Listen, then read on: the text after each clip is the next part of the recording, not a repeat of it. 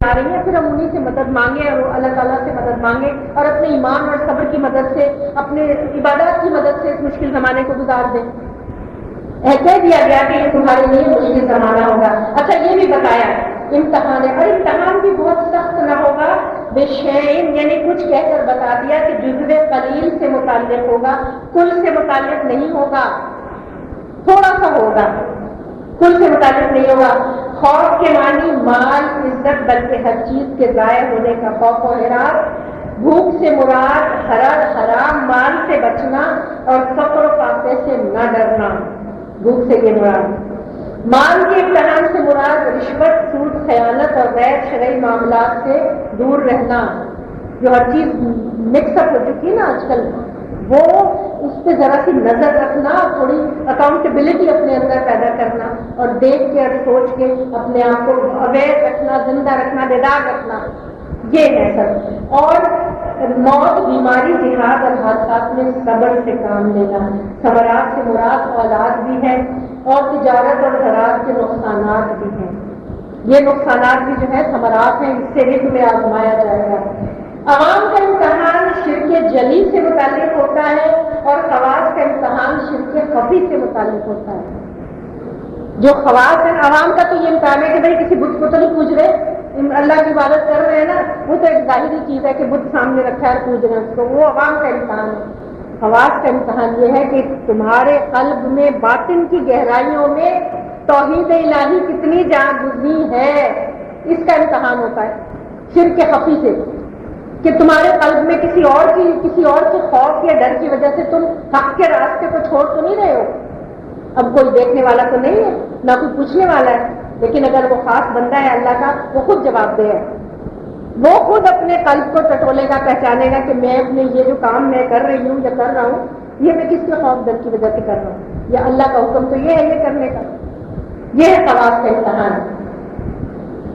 پھر فرمایا گیا کہ مجاہدہ اضطراری بھی نافع ہوتا ہے۔ یاد رکھیے اگر کسی اس قسم کے صبر کے معاملات میں یا کوئی بڑی بے چینی پریشانی آتی ہے اور ان معاملات میں آتی ہے کہ اللہ کے حکم کے متعلق آپ تحقیق کر رہے ہیں، تو وہ بھی منافع بخش ہے۔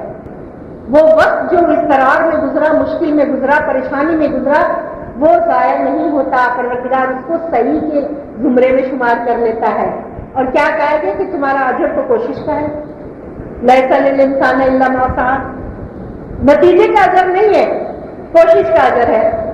نتیجے میں چاہے تم ناکام ہو جاؤ، لیکن تم نے جتنی کوشش کی حق کی راہ میں، تمہیں اجر اس کا ہے۔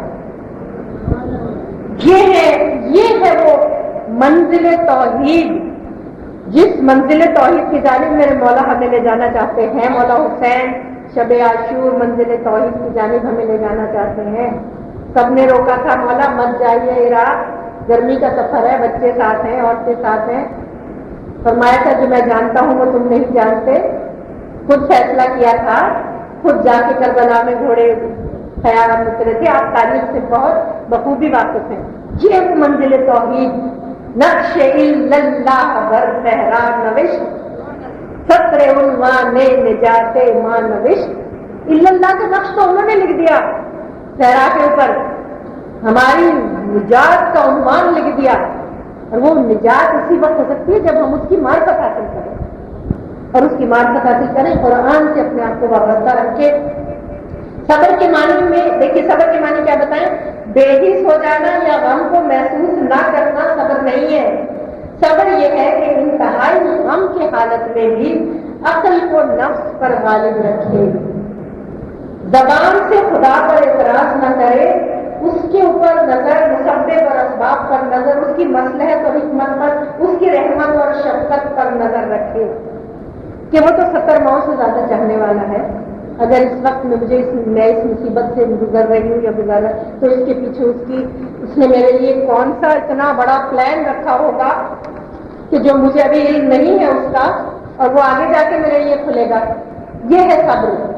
اور کیا فرمایا گیا ہم نے اسی میں سورہ بقرہ میں ہے وَاسْتَعِینُوا بِالصَّبْرِ وَالصَّلَاةِ، نماز اور صبر سے طاقت حاصل کرو۔ دیکھیے نماز پڑھنا بھی ہمارے جیسے باقی بندوں کو کبھی کبھی بہت مشکل ہوتا ہے نا، نیند آ رہی ہے، تھک رہے ہیں اور کام کرنا ہے، کہیں جانا ہے، کچھ سوشلائز کرنا ہے، نماز کا وقت ہے وہ پڑھنا ہے۔ یہ ڈسپلن اور اس وقت سیلف کنٹرول یہ انسان میں طاقت پیدا کرتا ہے کہ وہ جلدی سے گو ان نہیں کر دیتا انسان. جس طرح صبر طاقت پیدا کرتا ہے اسی طرح نماز آپ کے اندر طاقت پیدا کرتی ہے. تو یہ بڑا آسان سا نسخہ بتا دیا گیا وَاسْتَعِینُوا بِالصَّبْرِ وَالصَّلَاةِ. نماز اور صبر سے طاقت حاصل کرو. اگر کوئی اضطراری کیفیت ہے, مصیبت ہے, 2 رکعت نماز حاجت پڑھو. میرے مولا کا یہی تو دستور تھا نا, میرے مولا علی کا 2 رکعت نماز حاجت پڑھتے تھے چاہے. اور پھر حالت اضطرار کی دعائیں, ہمارے پاس دعاؤں کا خزانہ موجود ہے. 2 رکعت نماز حاجت پڑھی تھی, یہ دعا پڑھی, اب پروردگار کے حضور اپنی حاجت رکھی اور نماز سے صبر سے اور نماز سے طاقت حاصل کرو. اور نماز شب کی جو فضیلت ہے, نماز شب کی فضیلت, نماز شب کی سے جو قوت, طاقت, معرفت, علم, حکمت, عقل, نور, نورانیت حاصل ہوتا ہے, اس کا تو جواب کوئی کہہ ہی نہیں سکتا. کہ جو واجب تھی میں ختمی مرتبت پر, نماز شب واجب تھی ان کے اوپر, ہمارے لیے مستحب ہے اور ہمارے لیے بڑی تاکید ہے اس کی کہ نماز شب ادا کرو. تو اس کے فوائد ایسے ہیں کہ ہم بیان بھی نہیں کر سکتے ہیں. اس کے بعد کیا فرمایا گیا, وہ مشہور جملہ میرے مولا کا جو کہ قرآن میں شامل ہو گیا, الذین اذا اصابتهم مصیبۃ قالوا انا للہ و انا الیہ راجعون. اور جب بھی ان لوگوں پر کوئی بھی مصیبت پڑی تو انہوں نے کہا بلا شبہ ہم اللہ ہی کے تو ہیں اور یقیناً ہمیں اسی کی طرف پلٹ کر جانا ہے. مصیبت کے معنی ہر وہ چیز جو مسلمان کو ناگوار ہو, غلط ہر چھوٹا بڑا ناخوشگوار واقعہ, بیماری, نقصان, موت, ہر قسم کی بے عزتی, یہ سب مصیبت میں شامل ہو جاتی ہیں. اور جب یہ بات سمجھ میں آ گئی کہ ہم خود بھی اور ہماری ہر چیز ہماری نہیں ہے, تو پھر یہ سارے غم, رنج, حسرت دور ہو جاتی ہے. یہ تصور دل کو امن و سکون دے کر غم کو دور یا ہلکا کر دیتا ہے. یہ عارفانہ 3 بہادر نسخہ ہے جس کا کوئی جواب ممکن نہیں. اگر پورے قرآن میں صرف یہی آیت ہوتی تو خدا کے کلام کو ثابت کرنے کے لیے کافی تھی. انا للہ و انا الیہ راجعون. یہاں میں آج ایک بات آپ کے ساتھ شیئر کروں کہ پچھلے سال علامہ قیل الغربی کربلا میں آپ کی 6 مجلسیں ہیں اس ٹاپک کے اوپر, انا للہ و انا الیہ راجعون کے اوپر. وہ سیدھی آپ کو مل جائے گی, آپ وہ ضرور سنیے گا. وہ سننے کے قابل ایمان تازہ ہوتا ہے. جو کربلا میں بیٹھ کے جو کھل کے انہوں نے انا للہ و انا الیہ راجعون کی تفصیل بیان کی ہے اور جو اس کا لنک جوڑا ہے وہ ضرور سنیے گا. حضور فرماتے ہیں کہ حضور کے بارے میں ہر مشکل امر, ہر مصیبت, ناگواری اور تکلیف کے وارد ہونے پر آپ کی زبان پر یہی کلمہ جاری ہوتا تھا. اور عفان نے لکھا ہے جس میں یہ اوصاف ہو وہ اللہ کے نور اعظم میں ہوتا ہے. توحید اور رسالت سے تمسک ہو. مصیبت کے وقت انا للہ و انا الیہ راجعون کہنا, نعمت ملنے پر خدا کی حمد پڑھنا اور گناہ سرزد ہونے پر استغفار پڑھنا. ہم سب گناہگار ہیں, ہم سب خاطی ہیں, ہم سب سے بہت کوتاہیاں, لغزشیں ہوتی ہیں اور اگر سرزد ہو جاتی ہیں تو استغفر اللہ ربی واتوب الیہ, استغفر اللہ ربی من کل ذنب واتوب الیہ. اور اللہ کے اسماء الحسنی کے ساتھ استغفار کے مختلف طریقے ہمیں ائمہ معصومین نے بہت اچھے اللہ کے حی القیوم ذو الجلال والاکرام میں واتوب الیہ اس طرح کے سکھائے ہیں ہمیں. تو اللہ تعالیٰ کی مختلف اسماء کے ساتھ استغفار کرنا, ہمارے گناہوں کو معاف کرنا. اور استغفار کے بارے میں نے جب عربک کا اس کا پڑھا تو بڑا خوبصورت تصور ہے. استغفار غفرہ سے ہے اور استغفار ایسے ہے جیسے کسی بڑی کروڈ سی مثال ہے, جیسے کسی کھانے کو گرد و غبار اور مٹی سے بچانے کے لیے ہم ایک جالی اس کے اوپر ڈھک دیتے ہیں تو وہ کھانا محفوظ ہو جاتا ہے, اس پر جراثیم, مکھیاں, مٹی نہیں بیٹھتا. تو استغفار کچھ اسی قسم کی کورنگ ہے مومن کے لیے پروردگار عالم کی طرف سے کہ وہ اس کو ڈھانپ لیتی ہے, اللہ کی رحمت اس کو ڈھانپ لیتی ہے, گناہوں سے پاک کر کے, پاکیزہ کر کے اور نور عطا کرتی ہے. استغفار کا یہ جو ہے نا لفظی معنی سے اگر آپ استغفار سمجھنے کی کوشش کریں تو اس کا کانسیپٹ کچھ اس طرح کا ہے. اب ہم یہ دیکھتے ہیں کہ جب سورہ بقرہ میں رسالت کا تذکرہ, بہت کم وقت ہمارے پاس ہے, نبیوں کا شجر طیبہ ہمارے سامنے آ گیا. حضرت آدم علیہ السلام, حضرت ادریس علیہ السلام, حضرت نوح علیہ السلام اور نوح کے ساتھ حضرت لوط اور حضرت ہود, حضرت صالح علیہ السلام. بیک وقت یہ انبیاء تھے, ہود, نوح, لوط اور صالح علیہ السلام, حضرت ابراہیم علیہ السلام, یہ ہم عصر انبیاء تھے. یہ آپ قرآن حکیم میں جب پڑھیں گے نا، جب وہ فرشتے آئے تھے تو حضرت ابراہیم علیہ السلام کو پریشانی ہوئی تھی کہ تم اس قوم کے اوپر عذاب لے جا رہے ہو، اس میں تو لوط بھی رہتا ہے. تو فرشتوں نے کہا تھا کہ نہیں آپ فکر نہ کریں، ہمیں پتا ہے کہ کس کو بچانا ہے اور کس کے اوپر عذاب لانا ہے. تو یہ ہم اثر کے کنٹمپریریز تھے. اس کے بعد اہم ترین بات ہے کہ حضرت ابراہیم علیہ السلام کے بعد اس شجر طیبہ کی 2 شاخیں ہو جاتی ہیں، کیونکہ حضرت ابراہیم علیہ السلام کے 2 بیٹے تھے، حضرت اسماعیل علیہ السلام اور حضرت اسحاق علیہ السلام. حضرت ابراہیم علیہ السلام رسالت توحید کے پہلے پیغمبر، اور ان کے 2 بیٹے جو ہیں حضرت اسماعیل علیہ السلام کی نسل سے 23-24 نسلیں گزرنے کے بعد 7ویں مرتبہ حضرت محمد صلی اللہ علیہ وسلم. حضرت اسماعیل کی اولاد میں اور کوئی پیغمبر نہیں سوائے حضور کے. حضور فخر فرماتے تھے کہ انا ذبیحتین، میں 2 ذبیحوں کی اولاد میں سے ہوں، ایک اسماعیل علیہ السلام اور ایک جب حضرت عبداللہ کے اوپر قرآن نکلا تھا. جب حضرت یہ بڑی تفصیل ہے، حضرت عبد المطلب نے دعا کی تھی پروردگار عالم جب وہ زمزم کو کھود رہے تھے کہ اگر تم مجھے 10 بیٹے عطا کرے جو میری زندگی میں جوان ہو جائیں گے تو ان میں سے ایک بیٹا میں تیری راہ میں قربان کر دوں گا. تو قرآن نکلا تھا حضرت عبداللہ کے نام جو 7ویں مرتبہ کے والد بزرگوار ہیں. تو بہن بھائیوں نے اور سب نے، کیونکہ حضرت عبداللہ بہت چہیتے تھے، بہت پیارے تھے، سب کے رو پیٹ کے ان کو لپٹ گئے، کہا اس کو تو ہم شہید وہ نہیں ہونے دیں گے، اب آپ پورا ڈلوائیے کسی سے پوچھ کے. تو بہت لمبا قصہ ہے. حضرت عبد المطلب جو تھے وہ مناجات پڑھتے جاتے تھے. دیکھیے یہ ہے ایفائے عہد کرنے والے، یہ یوفون بالنذر، اپنی نظروں کو پورا کرنے والے، کہ انہوں نے 100 اونٹوں کا قرا ایک طرف رکھا تھا، حضرت عبداللہ کا نام ایک طرف رکھا تھا، پھر 100 اونٹوں کا قرا آ گیا تھا. تو حضرت عبد المطلب نے 100 اونٹ ذبح کر کے مکہ کے لوگوں کو کھانا کھلایا تھا. یہ تو حضور فرماتے تھے، فخر فرماتے تھے انا ذبیحتین، میں 2 ذبیحوں کی اولاد میں سے ہوں، ایک حضرت اسماعیل علیہ السلام اور ایک حضرت عبداللہ علیہ السلام. وہ بھی ظاہری بات ہے. اور پھر حسین منی وانا من الحسین، وہ تو قربانی جناب اسماعیل کی و ترکنا للآخرین، ہم نے اس کو ذبح عظیم سے بدل دیا اور آخرین کے لیے چھوڑ دیا. پھر وہ حسین المنی وانا من الحسین، کہ اگر حسین وہ قربانی نہ دیتے اور اسماعیل ذبح ہو جاتے تو حضور کہاں سے آتے؟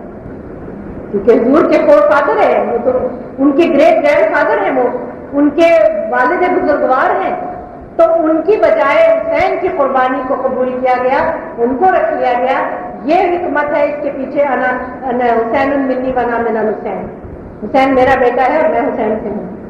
اس کے بعد یہ 2 جب شاخیں ہو جاتی ہیں، حضرت اسحاق علیہ السلام کے بیٹے حضرت یعقوب علیہ السلام، جن کے بیٹے ہیں حضرت یوسف علیہ السلام، جن کا پورا قصہ قرآن حکیم میں موجود ہے. پھر انہی انبیاء میں حضرت ایوب علیہ السلام ہے، حضرت یوسف، حضرت موسیٰ، حضرت ہارون علیہ السلام ہے، حضرت یونس علیہ السلام، حضرت داؤد علیہ السلام، حضرت سلیمان علیہ السلام، حضرت زکریا علیہ السلام، حضرت یحییٰ علیہ السلام، اور اسی کے ساتھ حضرت یحییٰ کے کنٹمپرری ہم عصر حضرت عیسیٰ علیہ السلام. اور اس طرف جب ہم جائیں گے تو حضرت الیاس علیہ السلام، حضرت عیسیٰ. مختصر ان انبیاء علیہ السلام کا نام کہ جن کے نام جو ہیں جن سے ہم واقف ہیں، جن کے نام قرآن حکیم میں ہے. باقی 1,24,000 جو پیغمبر ہیں ان کی تفصیل ظاہر ہے ہم لوگ نہیں جانتے اور ان کے نام بھی ہم نہیں جانتے. تو اس سورے میں ایمان کی طرف اشارہ جب ہوا تو وہ ایمان بالرسالت کی طرف اشارہ ہے. سورہ بقرہ کی خصوصیت یہ ہے، سورہ فاتحہ کی خصوصیت یہ ہے کہ ایمان بالتوحید کی طرف اشارہ ہے. اور مختصر الحمدللہ رب العالمین الرحمن الرحیم مالک یوم الدین ایاک نعبد و ایاک نستعین، پوری ہم نے ایمان اپنا کہ تو جو ہے آخرت کے دن کا روز جزا کا مالک ہے، رحمان ہے، رحیم ہے، ہم تیری عبادت کرتے ہیں، تجھے سے مدد مانگتے ہیں. اور پھر دعا مانگی ہے جنت صراط المستقیم. ایمان بالتوحید سورہ فاتحہ میں، اور سورہ بقرہ ایمان بالرسالت. کس طرح ایمان بالرسالت؟ کیونکہ حضور پر اس میں واضح طور پر ایمان بالرسالت کی دعوت دی گئی ہے، قرآن پر ایمان لانے کی، حضور پر ایمان لانے کی دعوت دی گئی ہے. اور اس میں یہ بتایا گیا ہے کہ ایمان بالرسالت کی حقیقت دراصل ایمان باللہ کے ساتھ وابستہ ہے. ایمان باللہ اور ایمان بالرسالت دونوں ایک دوسرے کے ساتھ جڑے ہوئے ہیں. کیوں؟ اگر رسالت پر ایمان نہ ہوگا تو صرف اللہ پر ایمان ہماری زندگی کو اللہ کے رنگ میں نہیں رنگ سکتا. اللہ کو کسی نے دیکھا نہیں, ہمیں ہماری عقلوں میں نہیں سما سکتا. ہمیں بتایا کس نے اللہ کے بارے میں؟ نبیوں نے بتایا نا. اور صاف اسماء صفات کس نے بتائی ہمیں؟ انبیاء علیہ السلام نے بتائی نا. 1,24,000 انبیاء نے ہمیں بتائی. نہیں, زندگی پر اللہ کا رنگ اسی وقت چڑھتا ہے جب اللہ پر ایمان کے ساتھ ایمان بر رسالت بھی پایا جائے. اور رسالت پر ایمان بھی اللہ پر ایمان ہی سے پیدا ہوتا ہے. وہ کیوں؟ وہ اس لیے کہ جب آپ اللہ پر ایمان لے آئے اس کے بعد بندے میں یہ تڑپ پیدا ہوتی ہے کہ ایمان تو میں لے آئے, اب میں اپنی زندگی کیسے گزاروں, اب مجھے فلاں میں عبادت کیسے کروں, اب میں شادی بیاہ کیسے کروں, لین دین کیسے کروں, کاروبار کیسے کروں, ملنا جلنا اپنے کس طرح کروں, اپنی اجتماعی زندگی میں, انفرادی زندگی میں, سماجی زندگی میں, معاشرے میں میرا کیا لائے عمل ہونا چاہیے, روڈ میپ کیا ہونا چاہیے. یہ سوالات جب آتے ہیں تو یہ ہدایت کی طرف پیدا ہوتی ہے اور ایک پیاس پیدا ہوتی ہے اور بہت علم کی پیاس پیدا ہوتی ہے. اور اس پیاس کا اظہار اور اسی طرف کا اظہار جب سورہ فاتحہ میں کیا کہ اہدنا الصراط المستقیم, اسی دعا کے جواب میں سورہ بقرہ عطا کر دی اور کہا کہ قرآن پر, نبی کریم پر ایمان لے آؤ تو تمہیں صراط مستقیم مل جائے گی.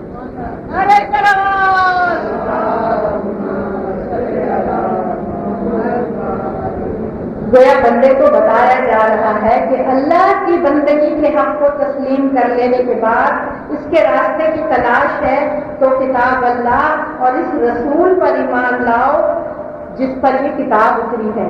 رسول پر ایمان لاؤ. آج کل بہت سارے تصورات یہاں سے واقف ہیں, میں نام نہیں لوں گی, کہ صرف اللہ کافی ہے ہمارے لیے, ہم بس ڈائریکٹ ہم اپنے اللہ سے مانگتے ہیں. یہ عین قرآنی تعلیمات کے خلاف ہے یہ بات. قرآن تو کہہ رہا ہے رسالت ایمان رسالت پر لاؤ. اب یہ سورہ فاتحہ جو چھوٹی سی سورت تھی, اس سے یہ وہ حکم ہے کہ جس کے تنے کی پہلی ہی شاخ جو پھوٹتی ہے وہ سورہ بقرہ ہے, جو اتنی بڑی ہے. اس دعا کا جواب جو ہم نے دعا مانگی اہدنا الصراط المستقیم, یہ تو پورا قرآن ہی اس دعا کا جواب ہے. پورا قرآن سورہ فاتحہ کی اس دعا کا جواب ہے اہدنا الصراط المستقیم, لیکن پہلی شاخ سورہ بقرہ ہے اور جس میں ہمیں ڈیٹیل سے بتایا گیا ہے اور اسی شجر طیبہ کے برگوبار ہیں. اب دیکھیے سورہ جیسے میرے پاس وقت بہت کم ہے, صرف مختصر کہ اس میں کس طرح ابواب قائم کیے گئے ہیں کہ یہودیوں کو خطاب ہے, حضور کو خطاب ہے, مسلمانوں کو خطاب ہے, امت وسط کا بتایا گیا ہے, بنی اسماعیل کو خطاب ہے. بنی اسماعیل کو یہ بتایا گیا ہے کہ اصل دین ابراہیمی جو ہے وہ یہ ہے. دین ابراہیمی جو حضور صلی اللہ علیہ وسلم کی بعثت سے پہلے مکہ میں تھا, اس میں بہت سے خرافات پیدا ہو چکے تھے, اس میں بہت سی تبدیلیاں پیدا ہو چکی تھیں. دین ابراہیمی کے ماننے والے موجود تھے, حضور صلی اللہ علیہ وسلم کا سارا خاندان دین ابراہیمی سے تھا, لیکن جو مکہ کے قریش کے دوسرے لوگ تھے, قریش کے سب لوگ تو ایمان نہیں لائے تھے نا, تو دوسرے لوگ جو تھے وہ تھے تو دین ابراہیمی پہ, مگر اس میں بہت ساری خرافات شامل ہو چکی تھی. تو سورہ بقرہ یہ بتاتی ہے کہ جو یہود اور مشرکین نے اس میں خرافات پیدا کر دی ہیں, اب تمہیں صحیح پیغام بتایا جائے گا کہ جو ابراہیم لائے تھے, اور وہ یہ 2600 سال کے دوران اس پیغام میں جو تبدیلیاں پیدا ہو گئی ہیں ان کو نکال دو, ان کی تکفیر کر دو, اس کعبے میں سے بتوں کو نکال دو. یہ پیغام ہے اس میں, اور یہ بھی واضح کیا گیا ہے. دیکھیے رسالت کا بہت بڑا احسان ہے, پروردگار عالم کی بے شمار نعمتیں. سورہ رحمان اگر ہم پڑھیں گے اتنی نعمتوں کا ذکر ہے. کسی نعمت کا احسان اللہ نے نہیں جتایا سوائے نعمت رسالت کے. لقد من اللہ علی المؤمنین, اللہ نے احسان کیا مومنین کے اوپر کہ اس نبی کو مبعوث کیا, یتلو علیہم آیاتہ ویزکیہم ویعلمہم الکتاب والحکمہ. وہ احسان ہے اللہ کا مومنین کے اوپر کہ جو ایسے نبی کی بعثت کی, ایسے نبی کو ان کے اندر بھیجا کہ جو ان کے اوپر آیات الہی کی تلاوت کرتا ہے, جو ان کے نفوس کا تزکیہ کرتا ہے, جو ان کو کتاب کی تعلیم دیتا ہے, جو ان کو حکمت کی تعلیم دیتا ہے. گویا رسالت پروردگار عالم کا انعام عظیم, احسان عظیم جس کو اس نے جتایا. لقد من اللہ علی المؤمنین, احسان ہے پروردگار عالم کا. نعرہ تکبیر, نعرہ رسالت، نعرہ حیدری، نعرہ خشنود امام زمانہ علیہ السلام بلند کرتے رہو۔ اور یہ رسالت تمہارے اندر بنی اسماعیل کو خاص طور سے خطاب کر کے کہا گیا کہ مکہ میں حضور پیدا ہوئے تھے اور آپ کا جو رشتہ پورا چلتا آ رہا ہے، آپ کا شجر طیبہ حضرت اسماعیل علیہ السلام کے ساتھ ملتا ہے۔ آپ کو کتابوں میں یہ شجرہ پورا مل جائے گا، اگر آپ کہیں گے تو میں بھی آپ کو لا کے پڑھ کے وہ پورے 22-23 بیچ میں نسلیں ہیں جس میں حضور فرماتے ہیں کہ میرا شجر نسب نعمان تک بیان کرو، پھر غالب ہے، فہری ہے، بہت سارے نام ایسے ہیں جو اس وقت مجھے زبانی یاد نہیں ہے، سچی بات ہے میں آپ کو پڑھ کے بتا سکتی ہوں۔ تو جناب عبد المطلب اور اس کے بعد ان کے جناب ہاشم پھر عبد شمسی، بہت سارے ان میں ہیں اور بڑی دلچسپ تاریخ ہے۔ ایک کتاب ہے تاریخ بنی ہاشم، وہ آپ ضرور اگر ہو سکے تو پڑھیے گا، بہت دلچسپ، انہوں نے پورے حالات اس میں لکھے ہیں۔ تو یہ بنی اسماعیل کے اوپر اتنا بڑا احسان پروردگار عالم نے کیا اور فرمایا کہ یہ تمہارے پہ احسان ہے کہ آخری نبی تمہارے اندر بھیج رہا ہو اور ایک امت مسلمہ، امت وسط تمہیں بتانا چاہا ہے، امت مسلمہ امت وسط بنانا چاہا ہے کہ تم جو ہو تامرون بالمعروف وتنہون عن المنکر، کہ تم نیکی کا حکم دیتے ہو اور برائیوں سے روکتے ہو تاکہ تم تمام اقوام عالم کے اوپر شہادت گواہ بن جاؤ اور ان تمام کے لیے تم ایک رہنما بن جاؤ۔ ایک امامت تمہیں دی گئی ہے۔ کیا امامت؟ تم اس وقت امامت کے حقدار ہوگے کہ جب تم اپنے کردار اور اپنے عقیدے سے اپنے آپ کو اس کا اہل ثابت کرو گے اور تم نمونہ عمل ہوگے کہ تمہیں دیکھ کے دوسری اقوام یہود و نصارہ اور ہندو اور جین مت اور کنفیوشس اور آتش پرست تمہیں دیکھ کے کہیں کہ ہاں ایسے ہوتے ہیں مسلمان۔ اگر ایسے مسلمان ہیں تو یقیناً ہمیں بھی مسلمان ہونا چاہیے۔ ہمارے عمل اور کردار سے جو ہے وہ تبلیغ ہونی چاہیے۔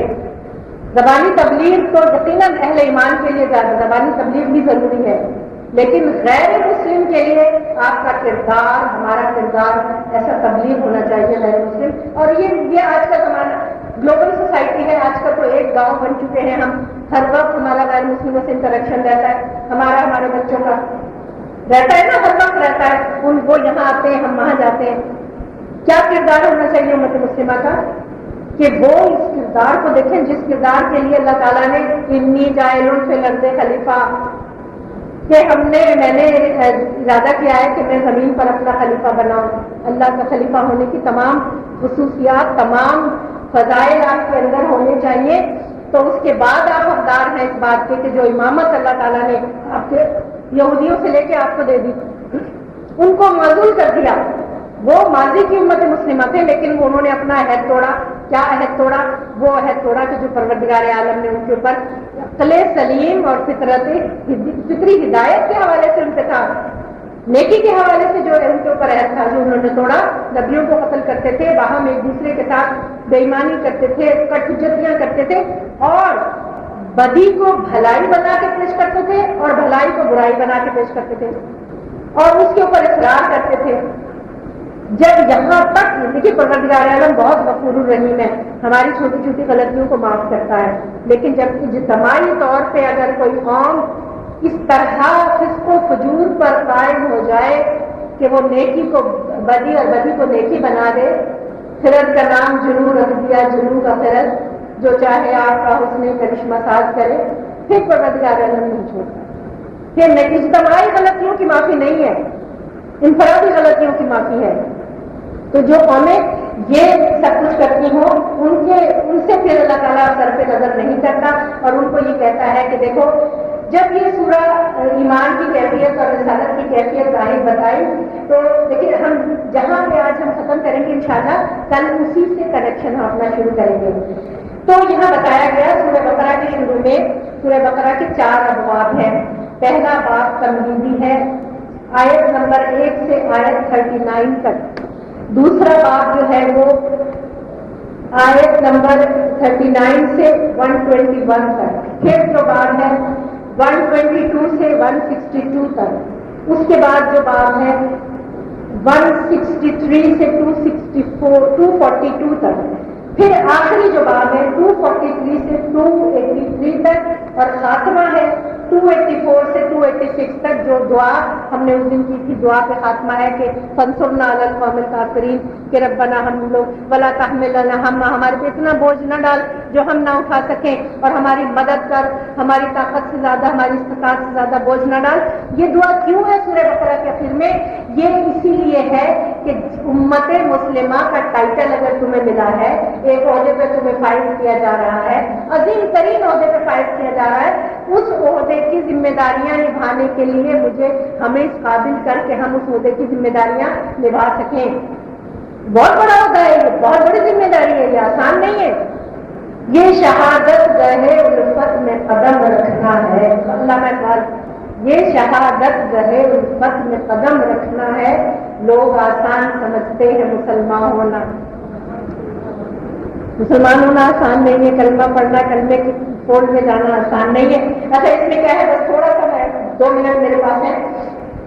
जब कुरान के नज़ूल हुआ तो उसके बाद कुछ लोग उसमें शक शुबे में मुब्तला हुए। अच्छा, जब बड़ा खूबसूरत जनाब आदम का किस्सा हम शुरू करेंगे, तो जब अल्लाह ताला ने कहा था कि मैं जमीन पे खलीफा बना रहा हूँ, तो किसने एतराज किया था? फरिश्तों ने एतराज किया था ना कि तू इसे खलीफा बनाएगा, ये तो खून खराबा करेगा जमीन पे, जबकि हम तेरी हमद और तस्बीह और तक़दीस बयान करते हैं। तो परवरदिगार ने कहा था इन्नी आलम माला तालमून। अब यहाँ उनकी मिसाल देखिए किन लोगों की है कि मक्का में फरमाया गया कि जब नबी की बेइज्जत हुई, कुरान की दावत खड़ी हुई, तो कुछ लोगों ने मुखालफत की कि जिनको समझ नहीं आ रहा था, मुखालफत की, लेकिन ये नेक दिल लोग थे और पाक दिल लोग थे, लेकिन नासमझी की बिना पे मुखालफत करते थे। इनकी मिसाल उन फरिश्तों की थी जिन्होंने एतराज किया था, लेकिन बाद में जब उनकी वजाहत कर दी गई, बता दिया गया, कुल्लु ला इलाहा इल्लल्लाह के प्रोग्राम की पूरी हुजूर सल्लल्लाहु अलैहि वसल्लम ने अपनी नूरानी सोहबत में बिठा के जब अपनी नजर से उनकी तरबियत की, उनके कुलूब को पलटा, तो वो ईमान ले आए। और वो ऐसा ईमान लाए कि इतना जनाब बिलाल हबशी के सीने के ऊपर पत्थर की सिल रखी जाती थी और उनको रस्सियों से पकड़ के घसीटा जाता था और वो आहा बाहर कहते रहते थे।